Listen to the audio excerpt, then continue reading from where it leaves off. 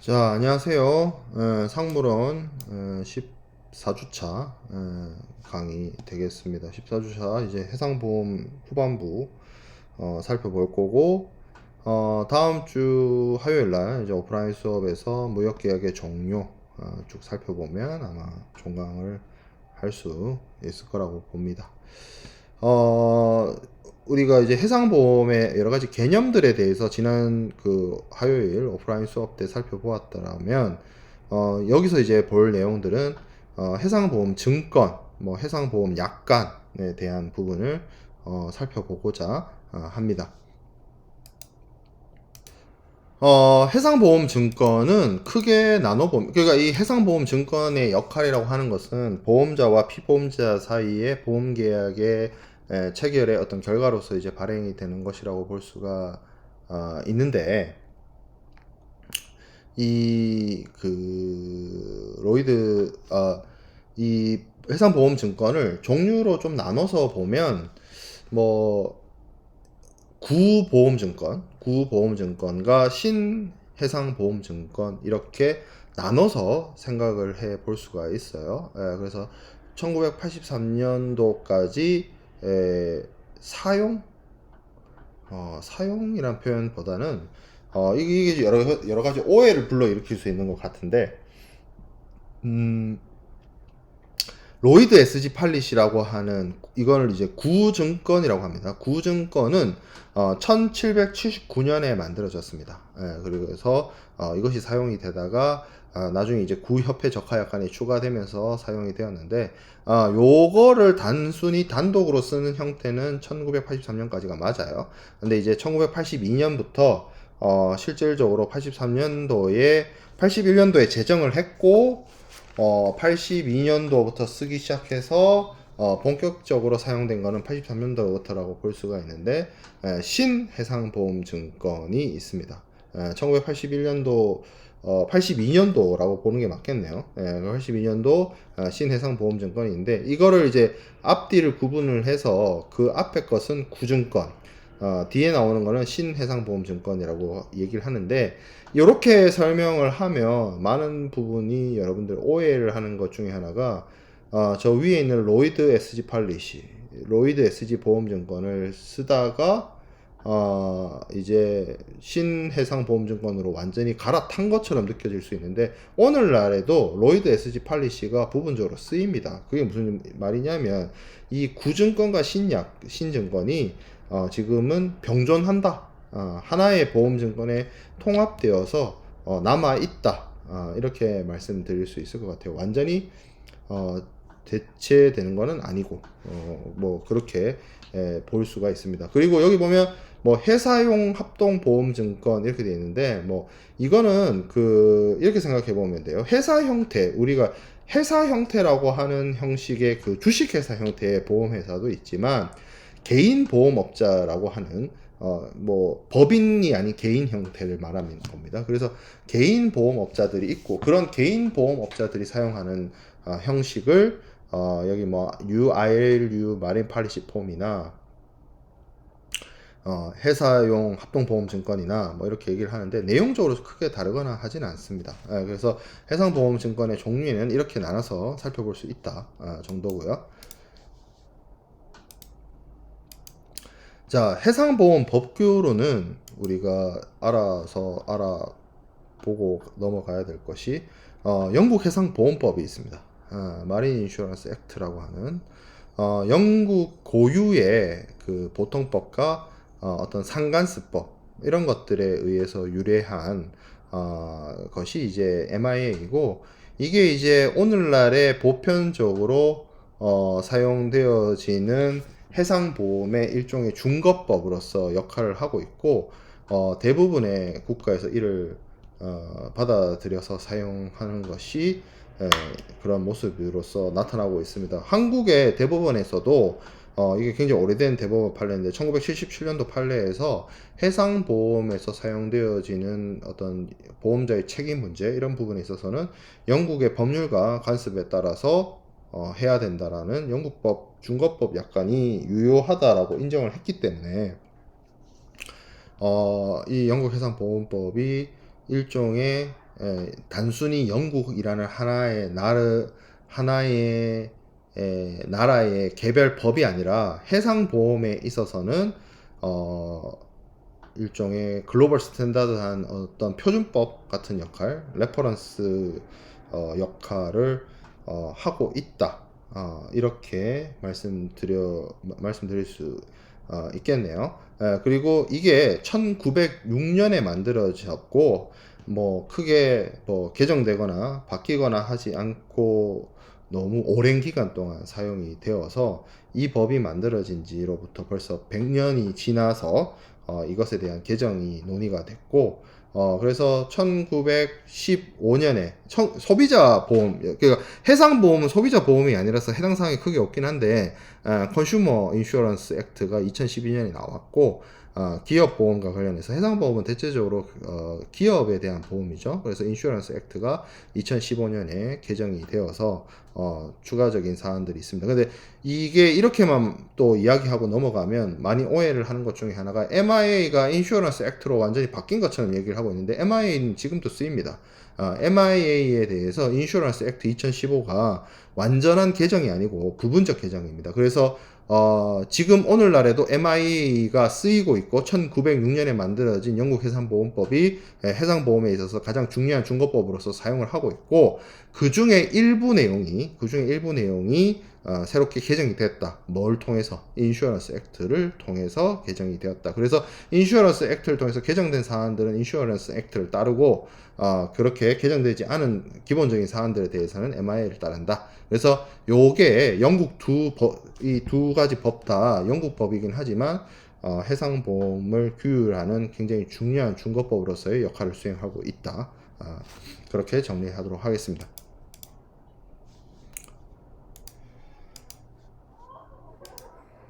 자, 해상보험 증권의 종류를 한번 살펴보겠습니다. 해상보험 증권은 보험 계약의 형태에 따라서 어느 장소에서부터 어느 장소까지 이렇게 보험을 하는 뭐 그런 형태를 이제 항해보험증권, 어느 항구에서부터 어느 항구까지 뭐 이런 식으로 하는 것들은 항해보험증권이라고 하고요. 어떤 하나의 한 항차, 한 항해 이런 것들 기준으로 보험 계약을 체결하는 것을 항해보험증권이라고 합니다. 자, 그리고 기간보험증권도 있어요. 특히 이제 선박 같은 경우에는 보험을 부보를 할 때 시간 단위로 보험 부보를 해서 그 보험 계약을 체결을 하는데, 그런 것들이 이제 기간보험이 되고요. 이 두 가지를 섞어서 사용하는 혼합보험증권의 형태도 존재합니다.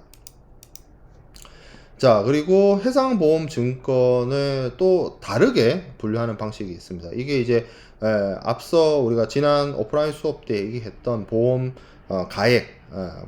가액을 미리 평가를 하여서 보험 계약을 체결하는 것을 기평가보험증권, 평가하지 않고 보험 계약 체결하는 것을 미평가보험이라고 합니다. 우리가 뭐 결혼을 한 사람을 기혼자, 결혼 안 한 사람을 미혼자 이렇게 얘기를 하듯이 피보험자가 보험 목적물에 대해서 가지고 있는 이 피보험이익을 평가를 했느냐, 평가를 하지 않았느냐.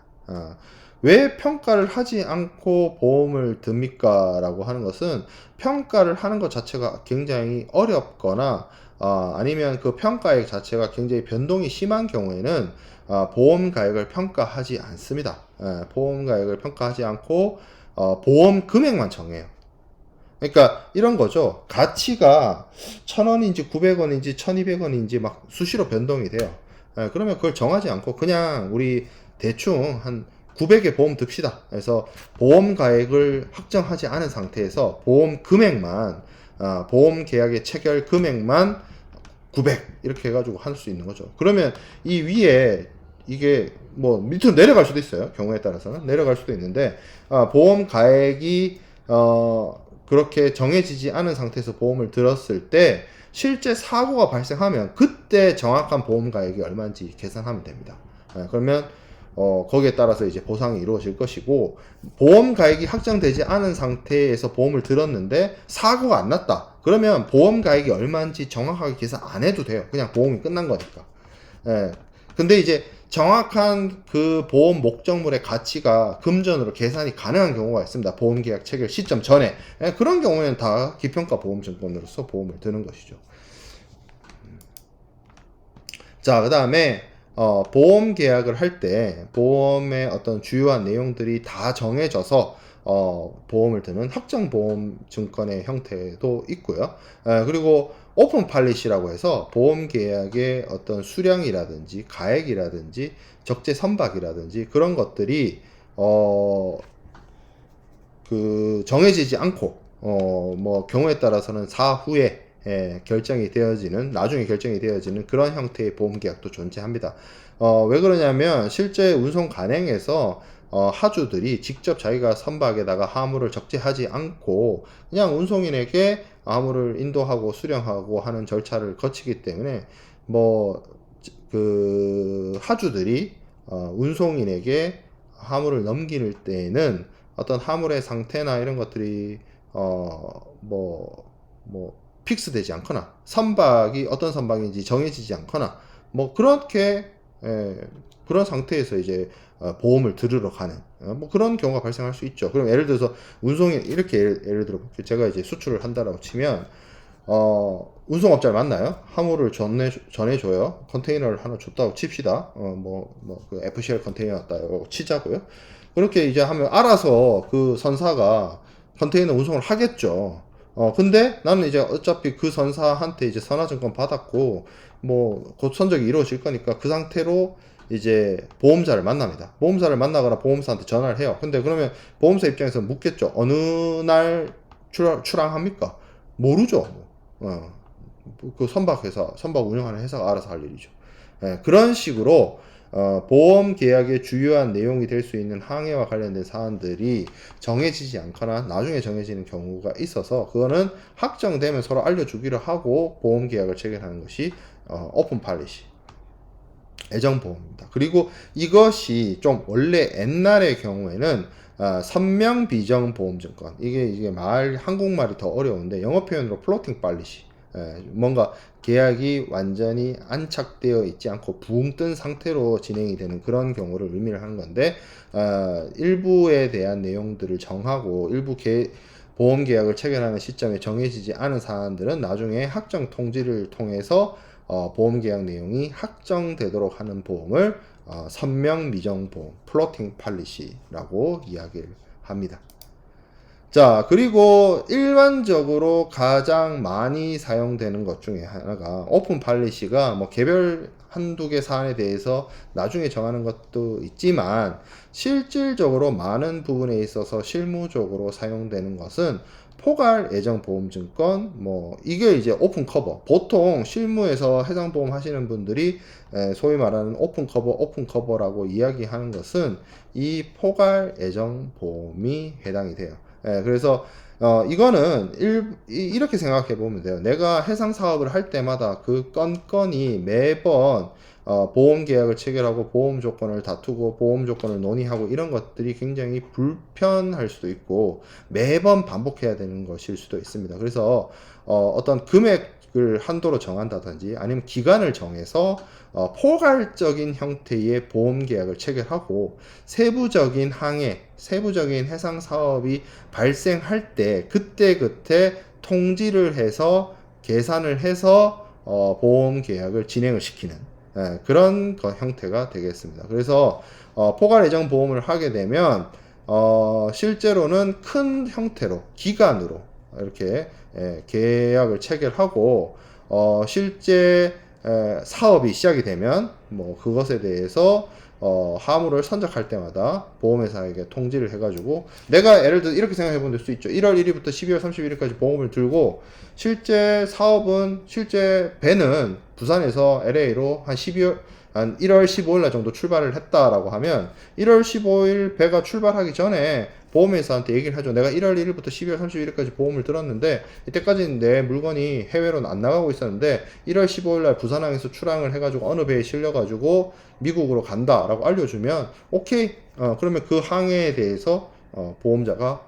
커버해주는 그런 식으로 진행이 되는 게 포괄보험증권입니다. 보통 그래서 실무적으로 1년 단위, 뭐 기간 단위 형태로 포괄 예정 보험 증권이 진행이 되고, 이 포괄 예정 보험이라고 하는 거는 그 보험자하고 피보험자 사이에서 포괄적인 계약 한 건만 하는 거잖아요. 그때 보험 증권이 나오고요. 실제로 개별 선적이 이루어질 때는 뭐 확정 통지를 하고 보험회사가 피보험자한테 증명서, 보험 증명서를 발행한 그러한 방식이 되겠습니다. 그래서 그 증명서가 뭐 certificate 뭐 이런 이름으로 불리고 그게 일종의 보험 증권 역할을 수행을 한다라고 볼 수가 있겠어요. 자, 그 다음에 우리가 또 살펴봐야 되는 게 협회 적하 약관이 있습니다. 협회 적하 약관을 많이 들어봤을 거예요. 앞서서 ICC-AR이나 ICC-WA나 ICC-FPA나 ICC-ABC 뭐 이거 다들 들어본 적이 있을 겁니다. 여기서 AR이나 WA나 FPA의 경우에는 1963년도라고 되어 있는데 이게 63년도에 만들어졌다는 뜻은 또 아닙니다. 뭐 여러분들이 사실 이게 여기 와서 하는 이야기지만 해상보험이라고 하는 게 굉장히 많은 내용을 다루고 있기 때문에 우리가 상로론 시간에서는 거의 뭐 2주 분량으로만 끝내는데, 이거를 여러분들 잘 알다시피 우리 학부에 2학기 때 제가 수업하는 해상보험론 시간에서 한 학기 동안 다루는 내용이거든요. 그래서 저도 굉장히 이게 뭔가 그게 좀 있어요. 한 학기 동안 가르칠 내용을 지금 2주 만에 축약해서 하다 보니 몇 가지가 굉장히 빠지고 몇 가지가 굉장히 좀 뒤에 설명할 내용들이 많음에도 불구하고 넘어가야 되는 그런 상황들이 없지 않아 있는데, 지금 이게 이제 1963년이라고 되어 있는데 사실은 이게 1963년에 나온 게 아니고 그 전부터 사용이 되었고, 요 버전들의 가장 마지막 개정 버전이 1963년도 버전입니다. 이 이후에는 ICC, AR이나 WA나 FPA가 쓰이긴 하는데 추가적인 개정이나 이런 것들은 없어요. 그래서 63년도 버전을 마지막으로 해서 구협회 적하약관, 요거는 앞서 우리가 살펴보았던 보험증권의 로이드 SG 팔리시와 함께 사용하기 위해서 만들어져 있는 부분이고, 82년도 신협회 적하약관, 우리가 앞에서 봤던 뉴 마린 팔리시 폼과 함께 사용하기 위해서 같이 만들어진 게 82년도 신협회 적하약관입니다. 그리고 이 82년도 신협회 적하약관을 만들면서 나온 게 ICC-ABC입니다. 그래서 ARWA FPA와 ICC-ABC 이렇게 나뉜다, 이렇게 볼 수 있고, ICC-AR은 all risk를 뜻하고요. ICC-WA는 분손담보 with average라고 하고, ICC-FPA는 free from particular average. 그래서 단독 훼손에 대해서 자유롭다, 프리하다, 보험자가 프리하다는 뜻입니다. 그래서 단독 훼손에 대해서는 보험자가 부담하지 않는다라는 의미를 가지고 있는 약관인 FPA까지 해서 사용이 됩니다.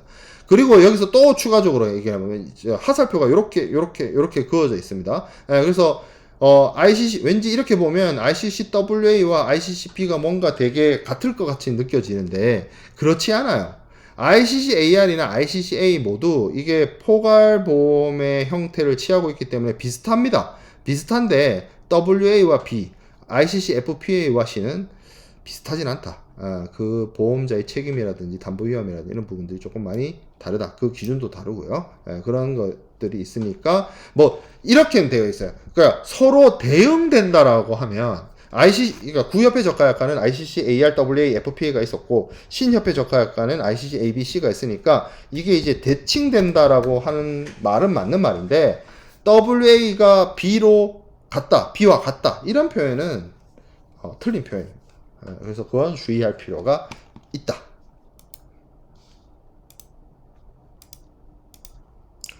자, 그래서 이 협회 적하약관은 뭐 오랜 기간 동안 사용이 되어 왔는데, 원래는 그냥 보험증권만 있었어요. 보험증권만 있다가 이게 보험증권이 너무 오랜 기간 사용이 되고 내용들이 많이 추가되고 이러다 보니까 그것만으로는 해상보험을 운영하는 데 있어서 어려움이 있겠다 싶어서 런던 보험자 협회나 이런 곳이 주도가 돼서 어떤 표준 약관, 해상보험과 관련된 표준 약관을 만들자는 취지에서 만들어진 게 협회 적하 약관이고요. 제일 최초의 협회 적하효과는 1912년에 FPA부터 시작을 해서 사용이 되었고 몇 차례 추가되고 개정되고 해서 1963년도 버전이 가장 마지막 버전이 되었고 82년도에는 당연히 앞서 제가 얘기했던 신보험증권과 함께 사용하기 위해서 신협회 적하약관이 만들어졌다. 그리고 이 82년도 버전도 여러 가지 그 요구사항들이나 변화를 반영을 해서 2009년에 한번 개정이 됐습니다. 그래서 개정 협회 적하약관 이런 것들이 존재한다. 그래서 93년도 그러니까 그 이전부터 존재했던 AR, WA, FPA 이렇게 불리는 약관은 구협회 적하약관, 그리고 82년도에 개정된 약관은 신협회 적하약관, 2009년도의 약관은 이제 개정협회 적하약관이라고 하는데 82년도 약관하고 2009년도 약관은 큰 차이는 없어요. 그게 그거예요, 사실. 그게 그거기 때문에 큰 차이는 없으나 이 구협회 적하약관하고 신협회 적하약관은 좀 차이가 있다. 그래서 먼저 구협회 적하약관부터 얘기를 해보면 구협회 적하약관은 ICC 이 세 개로 돼 있죠. 그래서 FPA, WA, AR 이렇게 돼 있는데 이 FPA라는 의미가 앞서 제가 얘기했던 것처럼 Particular Average에 대해서 풀이하다. 보험자가 풀이하다. 보험자가 풀이하고 보험자가 책임지지 않고 보험자가 책임지지 않기 때문에 사고가 발생했을 때 보험자가 보상하지 않는다는 뜻을 담고 있고, with average는 분손에 대해서 with 같이 함께 이런 뜻이잖아요. 그래서 보험자가 보상을 한다는 뜻을 담고 있고, all risk는 말 그대로 전체 위험인데 이 all risk라는 AR이라고 하는 조항 자체가 굉장히 또 많은 오해를 가져다 주는 것 중에 하나가 뭐냐면 이렇게 생각을 할 수 있어요. 세상의 모든 위험으로부터 보험자가 피보험자를 보장해 주거나 보상해 주거나 이렇게 생각할 수 있는데 전혀 그렇지 않아요. 이 ICC AR의 경우에도 보험자가 보험자를 면책하는 그런 면책 약관들이 있기 때문에 전 위험 담보인 AR의 경우에도 보험자가 보상해주지 않는 그런 다양한 위험이나 원인들이 있다 정도로만 정리를 하면 될 것 같고, 얘네들의 차이는 이렇게 생각을 해보면 되겠습니다. ICC FPA의 경우에는 그 전손, 그리고 추정 전손, 그리고 공동 훼손, 그리고 비용 손해, 단독 비용, 뭐 손해 방지 비용, 뭐 구조비, 뭐 이런 것들이 해당이 됐죠. 이런 것들. 그리고 단독 훼손이라고 되어 있습니다. 이게 또 문제가 뭐냐면 free from particular average, 단독 훼손을 보험자가 책임지지 않는 조건이라고 했는데 세상의 모든 단독 훼손을 책임지지 않는 건 아니고 단독 훼손 중에서도 자초, 침몰, 화재가 발생한 경우이거나 요 단독 훼손이거나 아니면 포장 단위당 전손, 포장 단위당 전손도 이게 말은 전손이라고 한국어로 표시를 해놨는데 슬링 로스이기 때문에 이런 거예요. 내가 10상자를 수출하는데 10상자 중에 한 상자가 박살났어. 그 한 상자 자체로만 놓고 보면 전손이죠. 근데 10상자 중에 한 상자니까 10% 손해잖아. 그래서 요런 것들, 그리고 대형 사고라고 할 수 있는 화재라든지 폭발이라든지 충돌, 접촉, 피난항에서의 양화로 인해서 발생되는 손해, 이런 부분들은 ICC FPA로 보험을 부부하면 보상을 받을 수 있는 특정 분손이 형태가 됩니다. 그래서 1, 2, 3, 4, 5, 6이 FPA를 통해서 보험자가 선택을 했을 때, FPA를 선택을 했을 때 보상받을 수 있는 보상 범위이고요.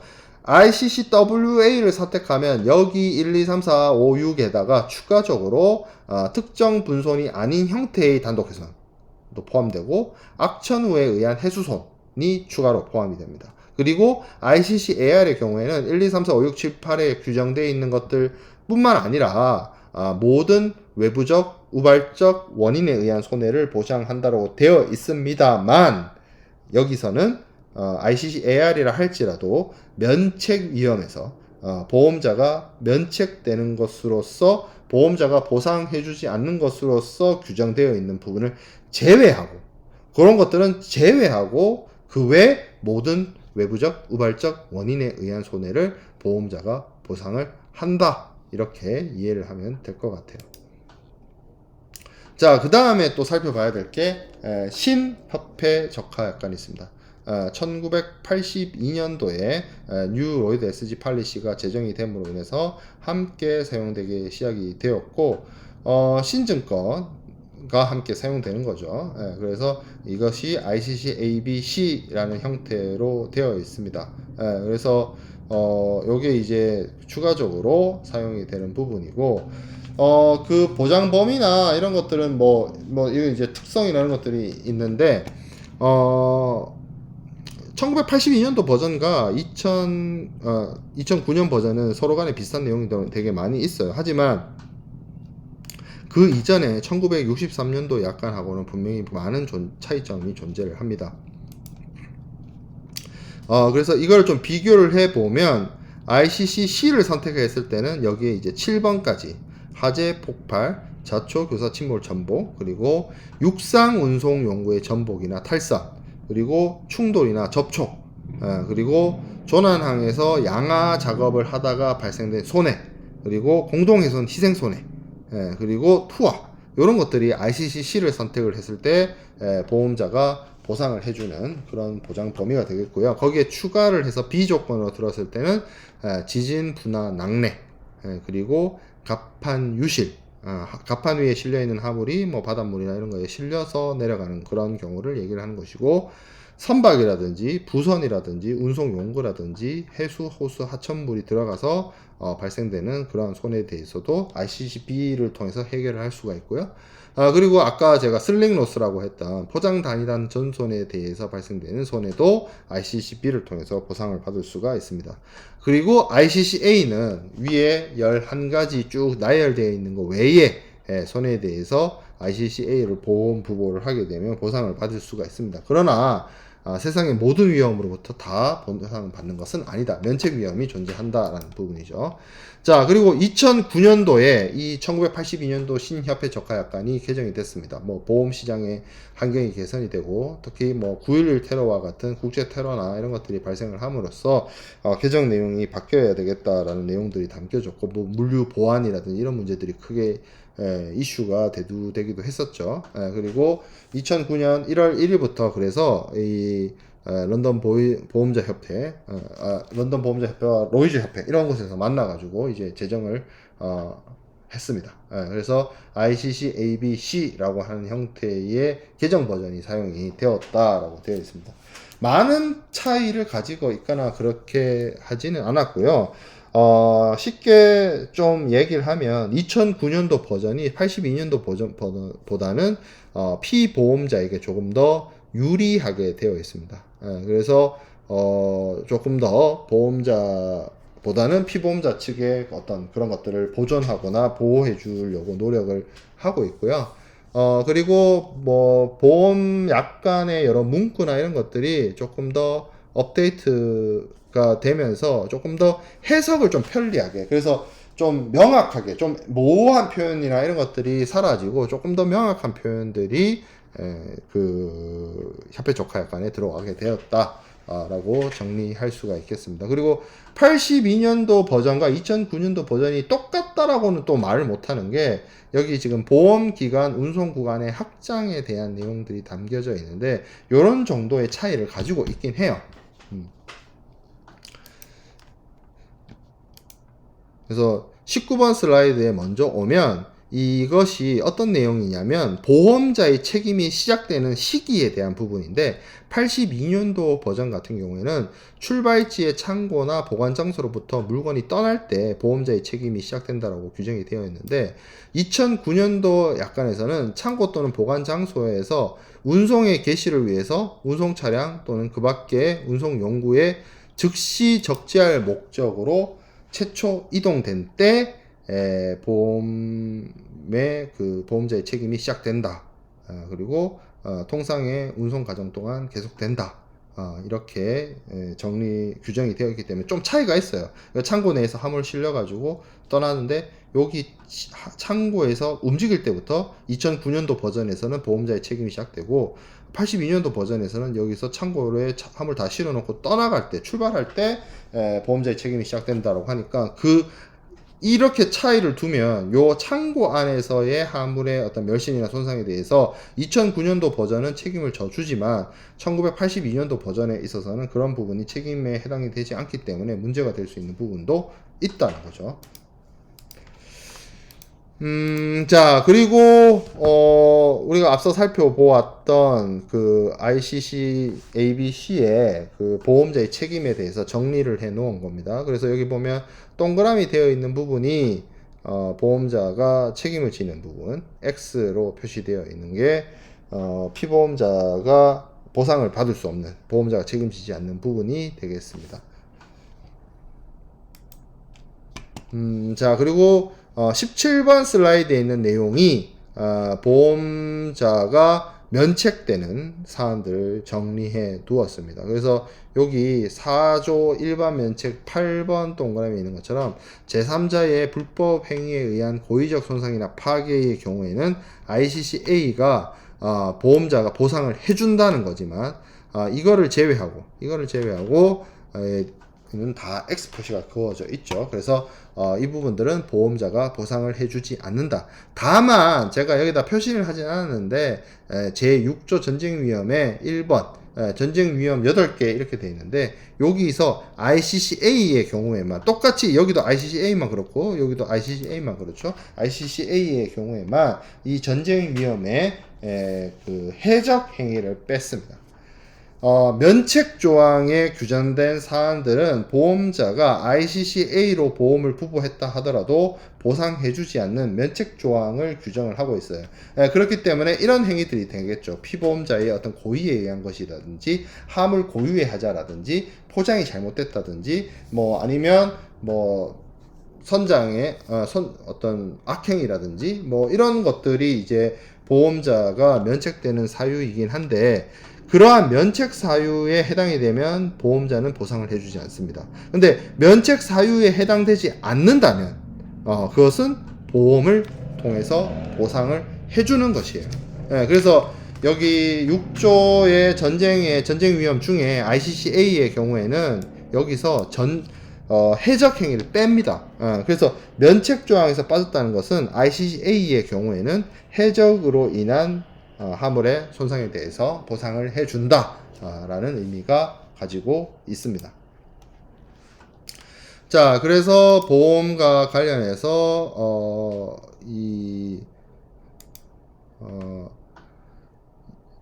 또 우리가 알아야 되는 게 19번 슬라이드에 있는 내용은 우리가 살펴보았죠.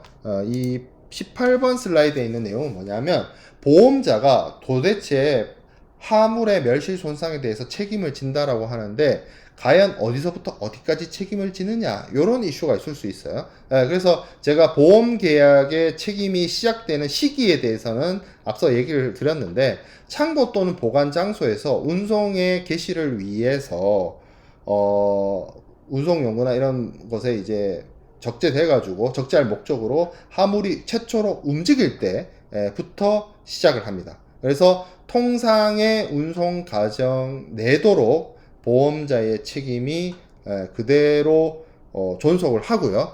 그러다가 여기 종기에 보면 상자가 4가지가 있습니다. 하나, 둘, 셋, 넷 이렇게 4가지가 있는데 이 종기에 해당이 된다는 말은 뭐냐면 이 화물에 대한 보험이 요 4가지 중에 어느 것이든 먼저 발생한 때 보험자의 책임이 끝나게 되어 있어요.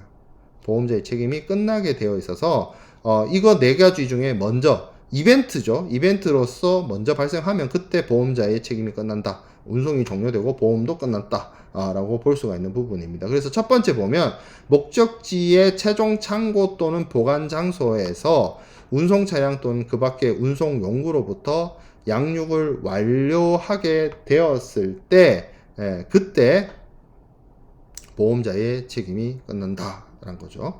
요게 일반적인 경우가 될 수 있고요. 두 번째 경우에는 통상의 운송 과정 이외의 보관을 위해서 또는 할당 또는 분배를 위해서 사용할 것을 선택하거나 LCL 컨테이너 같은 경우에는 개별 그 컨테이너 안에 여러 하주의 화물이 같이 들어가 있기 때문에 그 하주들한테 배분을 해줄 필요가 있죠. 그래서 그런 배분 과정이나 이런 것들을 하기 위해서 창고나 보관 장소에 도착을 했을 때 이벤트가 끝나서 보험자의 책임이 끝날 수도 있고요. 세 번째, 통상의 운송 과정 이외에 보관을 하기 위해서 컨테이너를 사용하는 경우. 컨테이너가 운송 용구로서 우리가 지난 시간에 공부를 했던 것처럼 운송 용구로서 굉장히 중요한 역할도 하지만 이게 안정성이 있다 보니까 외부의 충격이나 이런 것들로부터 화물을 보호하는 하나의 보관 수단이자 창고 역할을 수행을 하죠. 그래서 컨테이너를 그 자체를 보관을 위한 용도로 사용하고자 결정을 했다면 그러면 그것도 운송이 그렇게 이루어지는 것이니까 그렇게 사용하기로 결정할 때까지 보험자의 책임이 지속되어질 수 있습니다. 그리고 앞에 세 가지는 모두 다 보험자의 책임이 끝나는 것과 관련된 이벤트가 발생해서 끝나는 것인데, 마지막 네 번째는 화물이 양육항에서 내려지고 양육이 완료되고 나서 60일이 기간이 경과를 해요. 그러면 앞에 1, 2, 3 이벤트가 60일 이내 발생하지 않았다라고 친다면 60일이 경과한 때까지 보험자가 책임을 지고 그 이후부터는 보험자가 책임을 지지 않습니다. 이것이 협회 적하약관 ICC 개정 협회 적하약관의 보험자의 책임과 종기에 해당이 됩니다. 여기 밑에 보면 근데 전쟁 위험의 보험 기간이라는 게 있어요. 기본적으로 전쟁 위험과 관련된 부분들은 보험자가 면책이 됩니다. 전쟁 위험이든 뭐 동맹 파업 폭동 소요든 이런 부분들처럼 아주 외부적인 큰 사건에 의해서 화물에 멸시 손상이 발생하게 되면 그러한 피해와 그러한 손해까지 보험자가 보상을 해주고 책임을 지는 것이 너무 가혹하기 때문에 기본적으로 전쟁 위험이라든지 동맹 파업 폭동 소요와 관련된 화물의 멸실 손상이나 이런 부분들은 기본적으로 보험자 면책으로 규정을 해 놓습니다. 그러면 보험자가 보험자 면책이다라고 하면 피보험자는 실제로 그러한 사고가 발생을 했을 때 보험회사로부터 도움을 받을 수가 없느냐? 네, 도움을 받을 수는 없지만 해결 방법이 있습니다. 해결 방법은 무엇이냐? 돈이라는 거죠.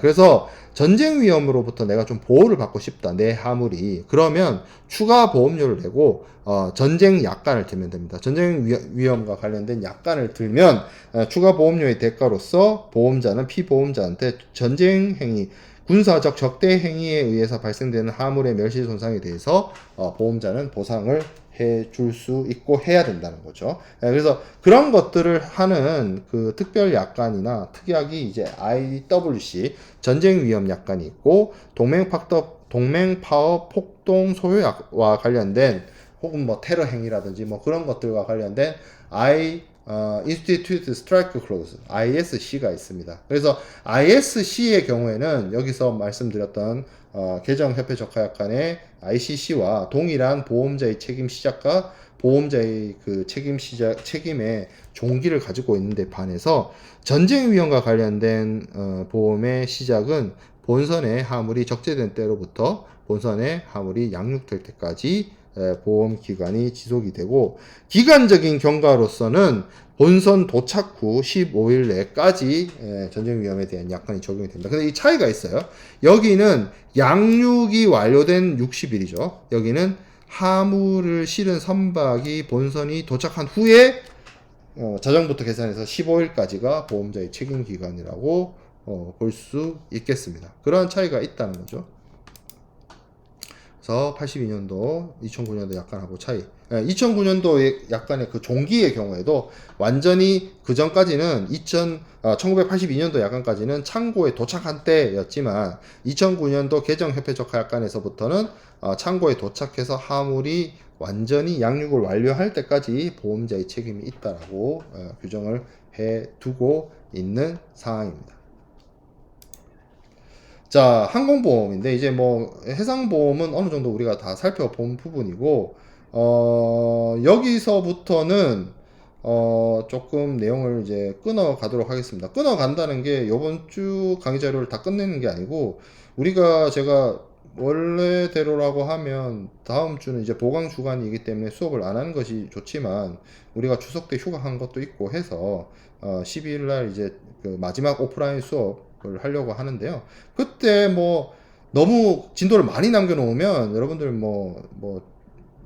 좀 그렇죠. 진도를 무리하게 빼야 되는 상황이 있을 수 있기 때문에 제가 별도로 평소보다는 사전 제작 강의를 조금 더 길게 찍어서 제공을 하려고 합니다. 그러면 사전 제작 강의를 많이 찍으면 많이 찍을수록 실제로 12일 날 해야 될 내용이 줄어들기 때문에 그래서 여기서 조금 끊고 항공보험부터는 새롭게 추가적인 영상을 만들어서 제가 업로드 하도록 하겠습니다.